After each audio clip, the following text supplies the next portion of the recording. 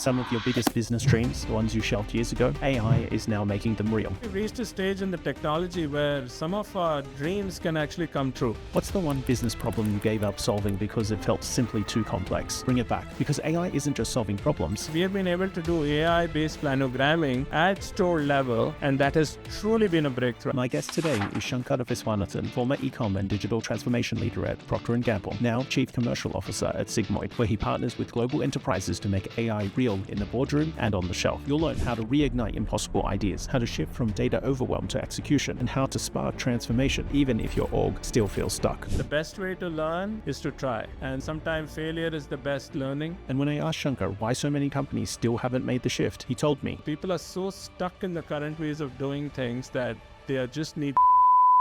Hey everyone, welcome to a brand new episode of Reimagine with AI, brought to you by Sigmoid. I'm your host, Imteaz Ahamed, and I'm excited to have Shankar Viswanathan, Chief Commercial Officer at Sigmoid, as my guest today as we speak about unlocking business value for CPGs with data and AI. Shankar, if you had to write a 5-chapter autobiography of your life, what would the chapter titles be? That's an interesting question, Imteaz. I would say global, I would say family, leader, learner, and resilient. So those are the 5 words I would use to describe myself. Let's break them down and why. Well, global because, I've had the privilege, luxury, and ability in my, now 33-year career in P&G, to be exact, 32 and a half career P&G, and now almost a year and a half at Sigmoid, to be, having moved 15 times. I worked in, 7 countries in the world. I've covered about 60 countries, 70 countries, and I've traveled to so many for business, not just for pleasure. So I truly value myself as a global business leader, having lived and worked in the US, having lived and worked in Moscow, having lived and worked in Asia and many parts. So I think that truly has enabled me and imbibed me with a global outlook, right? I think the second one is family. Family, I couldn't have done this without the family. So I really value the support of the family, the extended family, the upbringing, and, if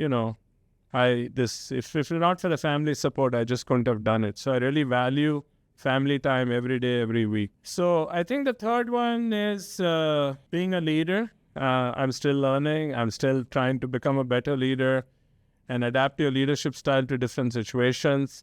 Not just at work, but even in personal life. I also teach yoga. So, in the area of yoga, how do you do? So I think it's about, I think leadership is probably creating the biggest impact in the world.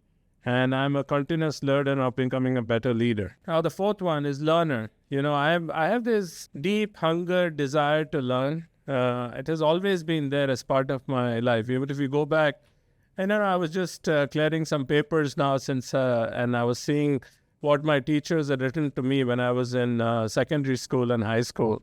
Even then they had written, keen learner, wants to learn more, asks a lot of questions. So the learning ability, learning agility, learning desire, I buy more books than I can read. I sign up for more workshops than I can attend. I sign up. But, I think, even if you get 40, 50% of the way there, so I keep asking questions. Sometimes people get threatened with it, but, I say this is for my learning, not so much yours. I have a lot of reverse mentors who have taught me a lot of stuff, especially in the technology space over the last 7, 8 years, as I picked up e-commerce, especially in P&G. And last thing is resilient. Hey, listen, you couldn't have done a global career without being resilient. There are setbacks. There are setbacks in the family. There are setbacks in life, and you just need to expect. Some you need to anticipate. Some are surprises, but that's, you need to pull up your socks. And it's not, as they say, it's not how many times you fall. It's how you get up and start going to your goals. So I think those are the ways I would really describe myself. It's amazing. It sets up a very good framework for us to have a discussion today in terms of reimagining things with AI and reimagining how we're going to do business in the future. Everybody's set of experiences brings us such a unique perspective in terms of how we're going to go forward in, rebuilding the world, given all the new technological advancements that we had. So Shankar, you've led business and technology transformations across large enterprises like P&G, and now you're at Sigmoid, which partners with other global enterprises. In your experience, what have been the common threads in driving successful transformation, both within large enterprises and as a support, as a service provider, so supporting them? I mean, just to be clear, I mean, success reasons for transformations are different in the different decades. I would say they are much more now, much faster, more time consuming, more time and less reasons not to do it.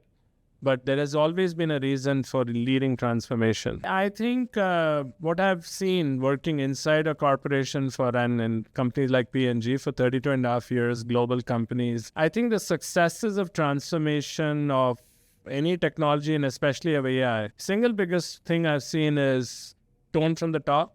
I think, the leadership needs to drive the change. I've seen that and when I say tone from the top, it's not just words. They also need to get their hands dirty, get their hands on the keyboard, learn the new technologies, and also have a lot of reverse mentors, because I know I've gained a lot, because we need to be very humble in the new environment that people sitting at the top don't know everything, did not grow up with the technologies. I mean, when I started my career, there were no mobile phones, there were no laptops, there was no internet. So, and these came about 7 or 8 years into my career. So you need to be humble to understand that things you don't know, and surround yourself with people whom you know, and more importantly, it doesn't have to be dependent on age, seniority. It has to be dependent on merit and knowledge, right?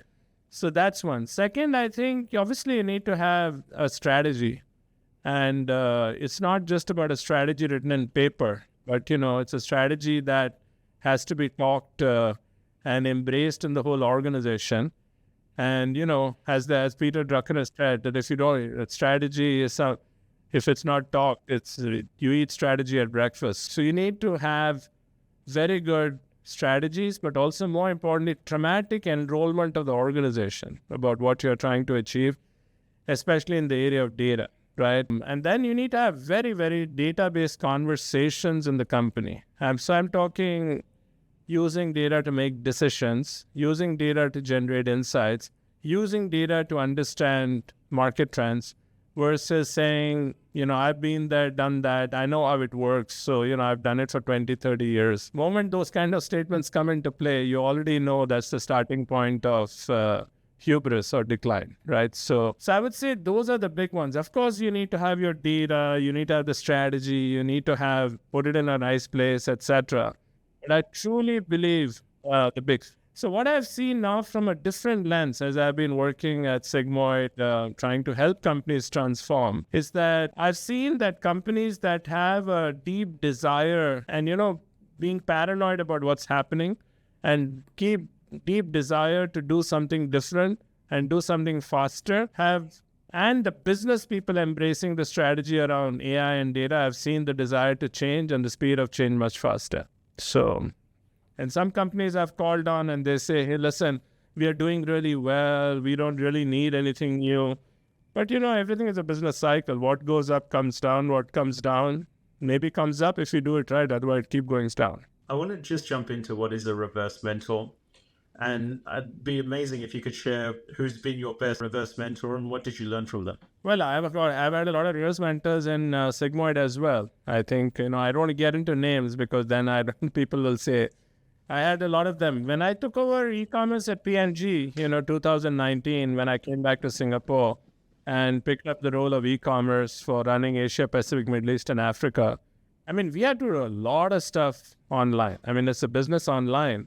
But, how do you generate content? How do you do search? How do you do paid search? So, honestly, I'll be the first person that understood the concepts, but I did not understand the execution at all, right? So, and there were people, who were 1 or 2 years out of school and who were part of my team who really understood this, developed the technology. So, they actually came around and I used to spend an hour with them every week. Them teaching me how to do paid search on the platform. How do we do content development? What is a carousel? What's a paid advertising? What's a display? What's a sponsorship? How do you present those brands more effectively? So I think it was something that I learned. So reverse mentoring was for me is learning from people who know best and it doesn't have to be learning from the senior most. Same thing I've seen in Sigmoid. A lot of my teachers here have been people who are like maybe 20, 25 years younger than me, and who are experts at AI, experts in understanding data engineering, experts in understanding, demand forecasting, data science, AI, etc. So they've been, I reach out to them, ask questions, and they have been so open to teach me. So I think reverse mentoring has been a very powerful way of learning for me. And it's also kept me hungry, humble, and young. So let's move on to the different geographies and different types of companies you've worked with. So you've worked across different markets, emerging, developed, and complex economies. How do you see data analytics playing a role in shaping business strategies across these different landscapes? Well, I think firstly, data analytics is a need and requirement in every market. Whether it is developed, emerging, etc. It doesn't really matter. And frankly, what data can uncover for you in every situation is pretty dramatic, right? And the only difference is that in the developed markets, obviously, we have been spoiled with very high levels of high quality data. And there's just so much data available at the granular, micro, mini, store, consumer level. Sometimes excess data, I actually think, has been a barrier to using the data to generate insights. If you go to emerging markets, a lot of data is increasingly, the emerging markets have become really good, as with the transformation of technology, digitization of the country, enablement of smartphones, etc. But still, the quality of data available there is not in plenty as you see in the developed markets, because the ecosystems are still being developed. But sometimes I've seen, sometimes not having all the data enables much better analysis, simply because you're hungry for the insight, and then you really use business judgment and the data versus leaving everything for the data to generate the insight. So and the more data we use in our daily lives, the more insights we're able to uncover. And the beauty I've seen about insights, having worked many parts of the world in many business situations, is that, different people can use the same data to generate fantastically different insights. And that's really the power of bringing different views on the data. And I was just sitting yesterday and we were talking about a business problem, and there was a piece of data. And somebody looked at it as a trend. Somebody looked at it as an opportunity. So it's just fascinating what different minds do to uncover the insights from the data. Of course. Everybody brings their perspective and everybody their experience and learning to the same problems. And it's fascinating when you get the different perspectives together on the same issue and see how different people process it, and see, what hypotheses they can develop over it. So given your experience leading digital transformation at P&G, how has that role of data evolved in that decision-making process within the CPG sphere? I think I don't know what time frame you want, but if you want to take a time frame of 30, 35 years of my time frame, it is transformative. We never used to have this level of data available in systems, technology, accessibility. I think data now plays a very, very central role in driving transformation in organizations. And data needs to be firstly digitized and convert that data to usable formats, democratize access to the data. And once we do all this, there's no area of the business today where data cannot or should not be used, whether it's in human resources, whether it's in R&D, whether it's on the shelf, whether it's consumer understanding, whether it is as simple as talking to consumers and asking them very simple questions about what they do, what are their habits and practices. I've truly believed that there is no area that data generation cannot be used for insight generation, and then you can decide what to do from a business standpoint. There's just no exception. So what are the biggest opportunities you see today for CPG companies to leverage for data and analytics growth? So there's lots of different companies at different levels of maturity. How do you mature through this process? I would say the first step, I mean, honestly, we don't know what the endpoint is because it's been such a fast moving endpoint. I mean, of course, we can always sit back and say the endpoint is having all the data integrated, harmonized, clean, synergized, available, democratized, etc. Of course, that's big English words, but the point is doing it and having it are very different things. Today, I would say, I would say some of the organizations are at a very early stage of leveraging data and AI, especially in areas where good, clean data is available and there are critical AI problems that AI can solve for them. Area that I've seen a lot of usage now, and I'm really excited. I wish I had this technology when I was at P&G running e-commerce, is the technology for AI to do content generation online. We've done so many executions now in partnership with many of our clients with Sigmoid. I can't believe it. I mean, as they say, content is king, right? And the consumer sees the content online for a second, maybe a second and a half. And, that incites the consumer to make a decision on whether to click on the content, which is the first step, and then go into the purchase cycle and explore. And today, I mean, we used to struggle so much to generate quality content. And today we have the technology, I mean, we call it Nautilus, etc. in P&G and Sigmoid, where we are able to generate content instantaneously. And that's such a breakthrough. In fact, and we have moved from just static content to dynamic content and now to video content, also because the internet speeds have been able to enable that, especially moving to 5G, etc. So one application is really in digital commerce. I think there's a huge application there. The second application I've seen also in the area of, if I were to stay in the area of marketing, I've seen dramatic application of today the marketing media channels have just become so many. I mean, they've just, earlier we used to have free-to-air TV channels, cable, and then social media, and now you have retail media, etc., etc. And so we need to decide the marketing dollars that we are spending, and those have not gone through the roof. How can we spend it most effectively, most efficiently? And I've seen an AI technology, which we have also developed in Sigmoid and partnered with other critical companies in the industry, where we are able to do in-flight optimization. We are able to do attribution of where to put that advertising. And, these are all first early steps to deep personalization. I mean, I know we've been talking personalization for 15, 20 years, but personalization would be a breakthrough if we can develop the idea of personalization, if we can develop a product for a consumer, right?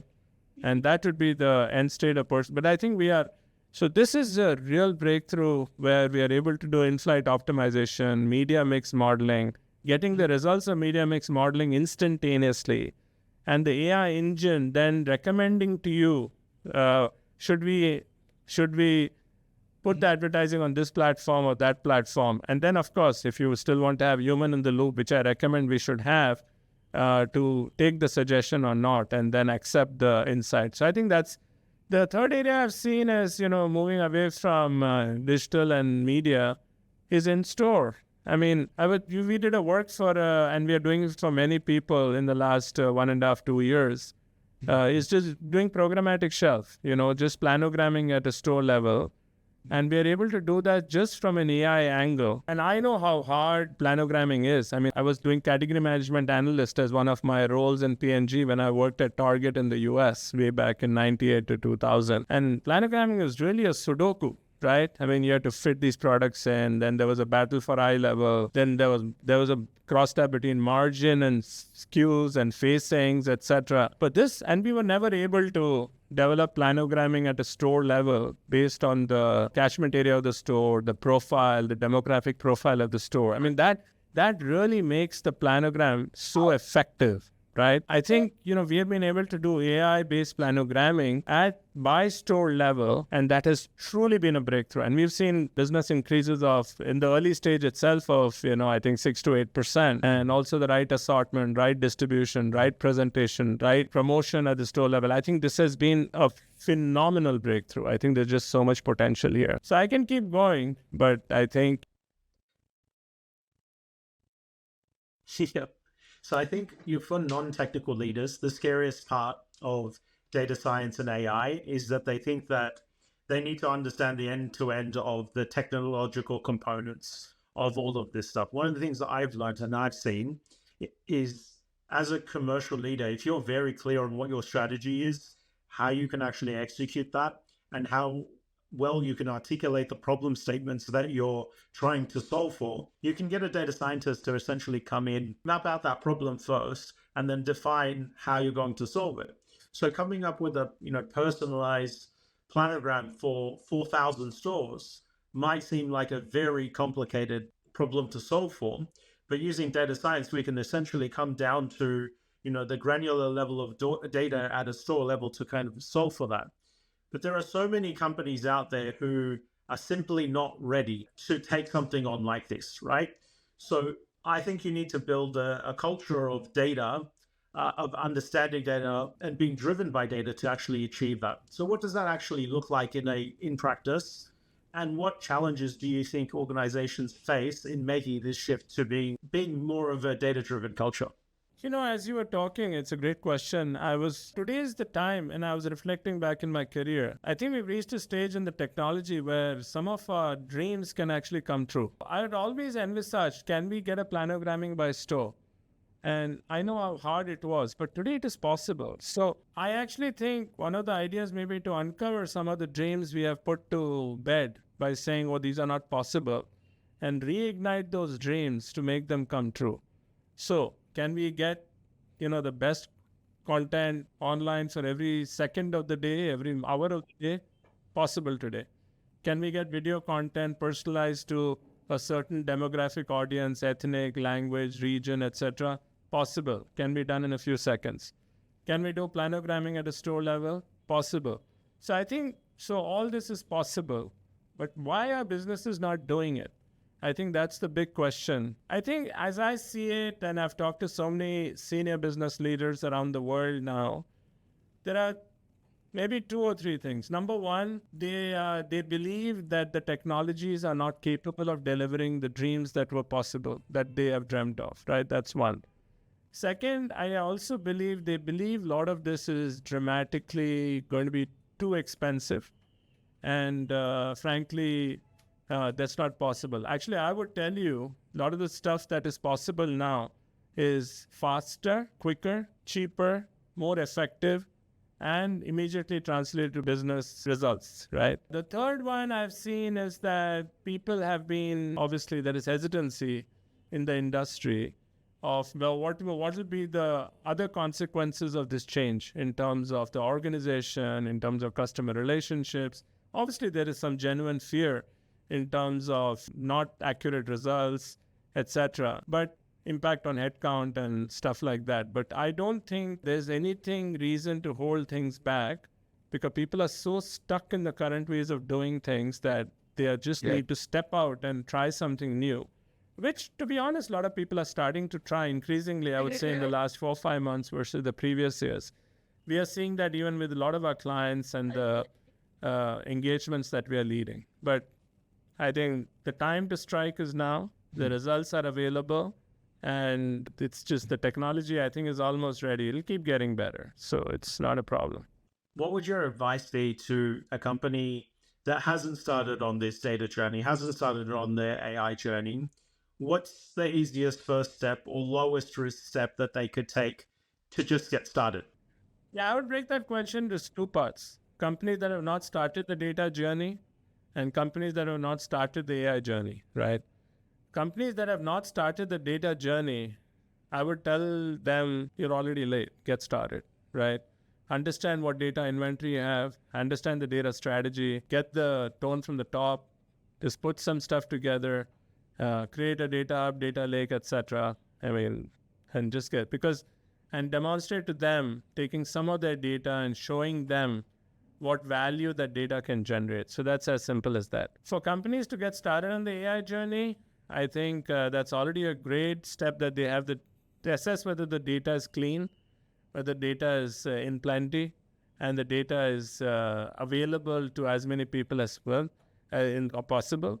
In AI, I would democratize the access to data, I would open up the company to try large number of AI experiments, which have significant business value here and now across supply chain, across marketing, across sales, set up an innovation fund, just get started, just do a few things, because the best way to learn is to try. And the best way, sometimes failure is the best learning, and there should be no fear of failure. Best way is to try 10, 15 experiment. That's how we've always done it in the past in this industry, right? And that there's no better way to do it than doing it. One data hygiene thing that's come up with multiple people I've worked with is actual ownership of the data. So I've seen, multiple times where people are using agencies to do execution. The data ownership doesn't actually sit with the company. So as part of the process of embarking on this journey, it's really understanding where all of these data is sitting within your organization, and do you actually own it before you kind of get started.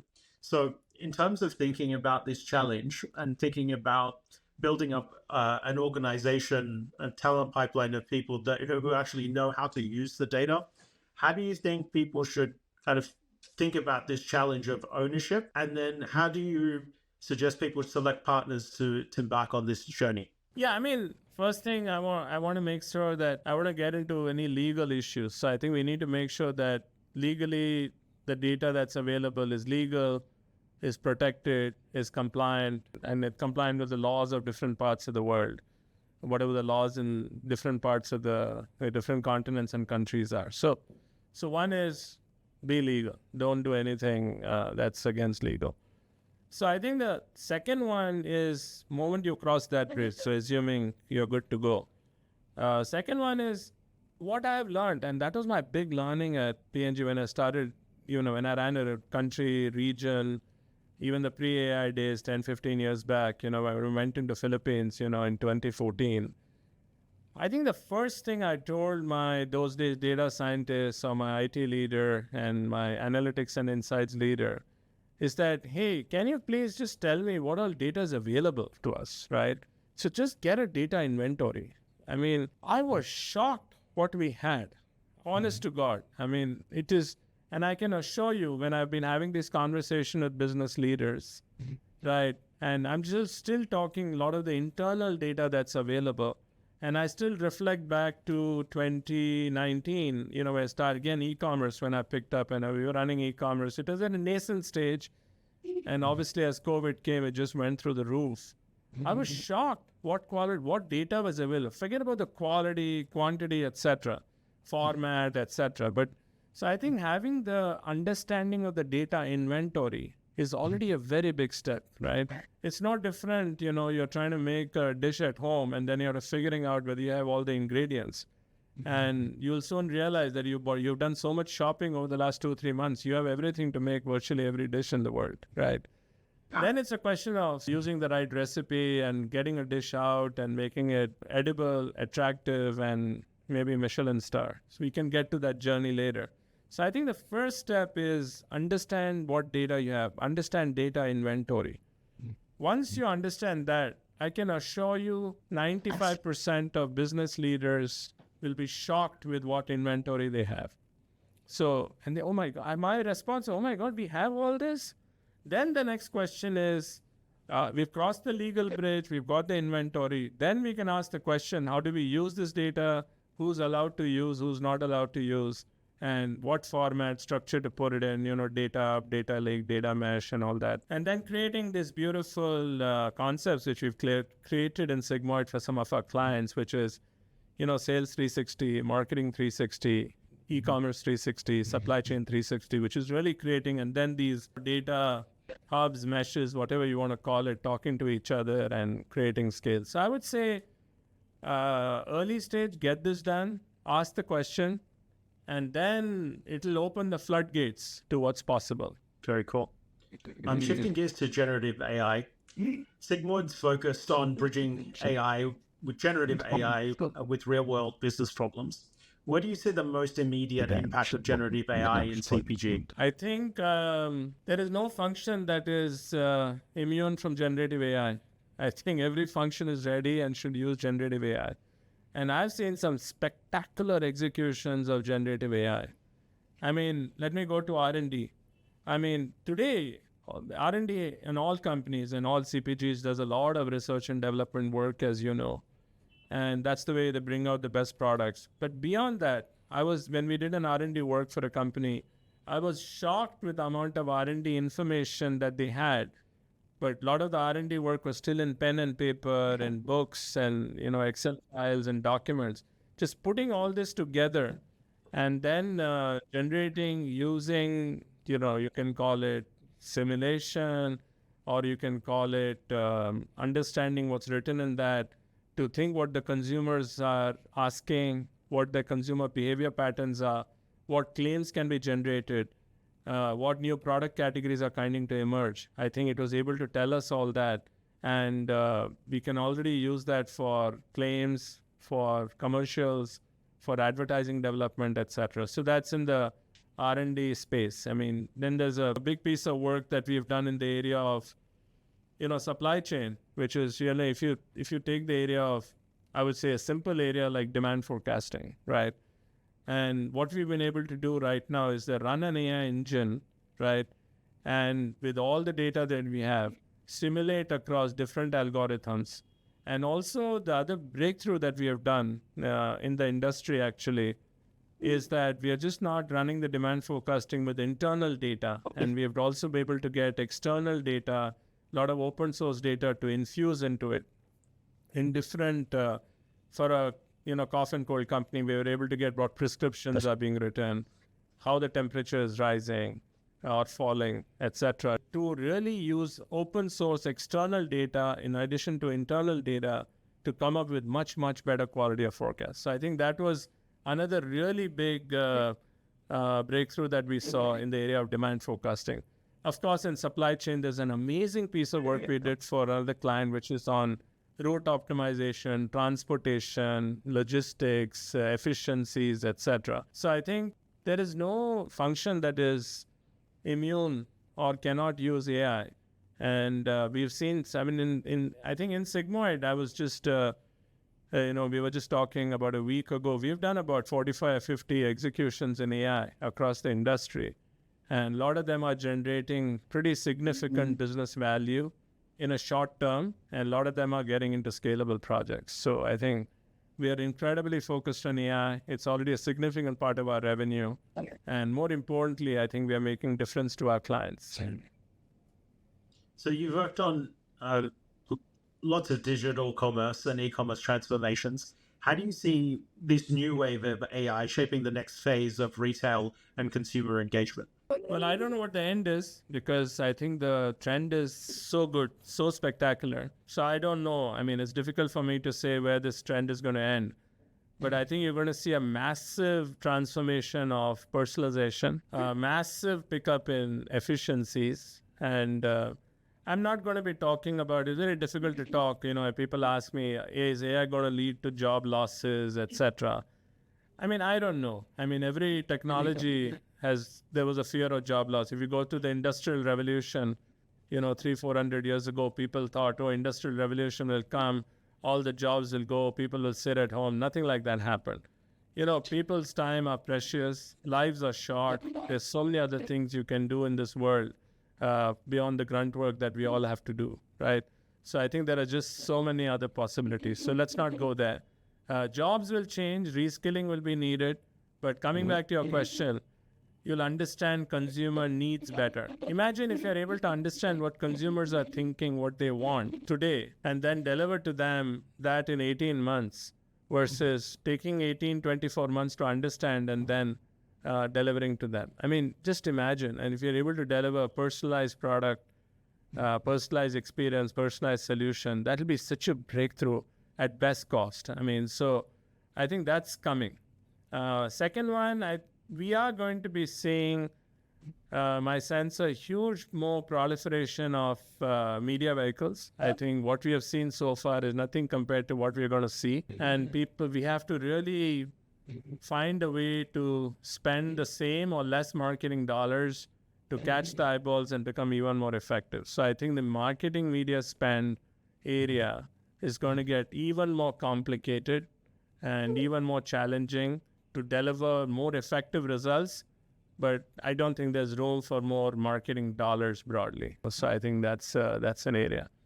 So I can keep going. I mean, financial accounting. I mean, F&A, we can use the data the data of F&A, put the whole stuff together to understand P&L of brands, SKUs, by customer, by channel, etc. Generate the insights, and AI can tell you which is the best benchmarked area, which is the zero-based budgeting has always been a huge problem. Like, I know it's always been a vastly talked about concept in the industry, but because of these technologies, you can always do zero-based budgeting at a far more frequent level, maybe once in 3 years, once in 4 years, versus doing incremental budgeting every year.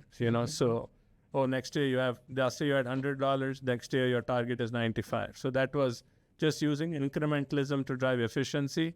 But using zero-based approach to drive efficiencies like a white sheet is a breakthrough. Having done a few times in my career, I would have loved to do that more frequently. And that really enables to rebase and rejig the organization. And that's something AI can enable you to do in far more effective way than ever before. So you're working across multiple verticals now. Are there any industries outside of CPG that are leading the way in leveraging data and using AI that CPG can learn from? Of course. Of course. We do a lot of work in banking financial services as well as a company. And frankly, the level to which banking financial industry really is very controlled in terms of, let's do the simple thing like KYC work that banking financial services do.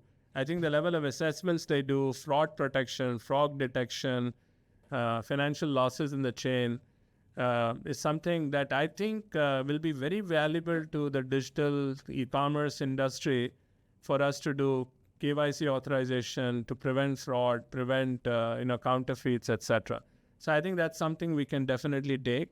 I also think the banking financial service industry does a fabulous job in regimen selling to consumers, because when you come and buy us, take a deposit, then you take a loan, then you take an insurance, then you take.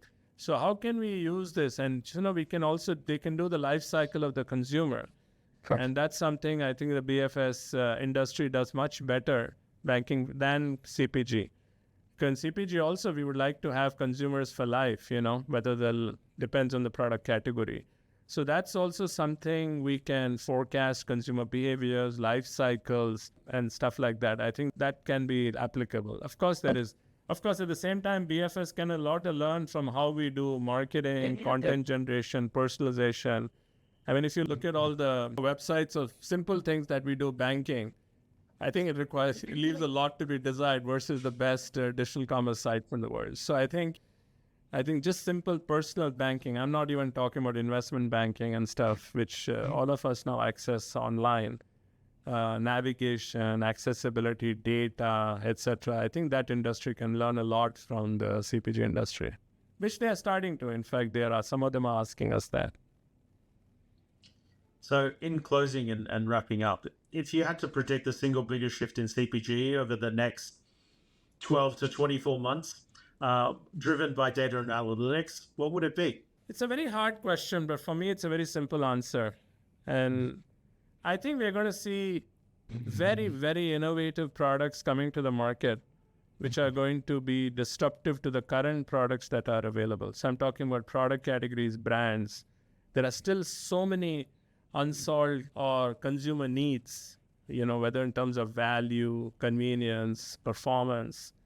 I think you're going to see a lot more disruptive consumer products, and the only way we can come up with those is by leveraging the data, using AI to get the innovation platform up and running to a completely new level of performance, of speed, quality, which can deliver spectacular results. So I'm really excited to see that coming. So finally, if our listeners, many of whom are data and business professionals across CPG, could take away one thing from our conversation today, what's the next thing they should do be? Well, I want to say you have a lot of data. Get your data inventory, put it together, get started on AI. Don't wait. Don't wait for even tomorrow. Just start with one execution, one program, see what the benefits it delivers, and it's easier to do than ever before. So the time is now, and the leader is you. Let's get going. Let's get going. Thank you so much, Shankar. Pleasure to have you on Reimagine with AI by Sigmoid. Looking forward to having a chat with you again in the future.